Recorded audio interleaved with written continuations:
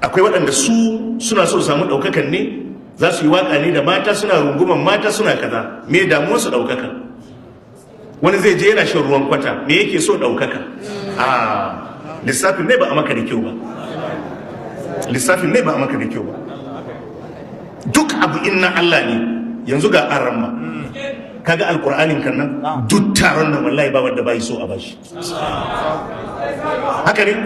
To duk taron mun nan kuma duk wata baiwa da Allah ya ma wani a cikin mu, inda za a fito da ita fili a tallata ta a taron nan, sai an samu wanda zai ce shi bai mishi ba. Wannan medical doctor ne, akwai wanda inda za a bashi kyautan kwas din zai ce shi yawa shi ya gode.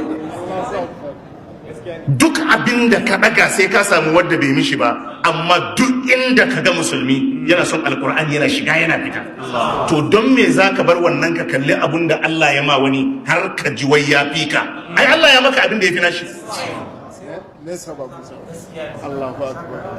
To daraja kenan, Allah ya ma daraja sai ya maka rabunsa. Kai naka kowa yana so ya haifi ɗansa a ce shi ma yana karatun Qur'ani irin arama. To amma duk aikin da kake ba kowa bane za a ce ɗansa yayi irin aikin kan ya ce shi ma yana so.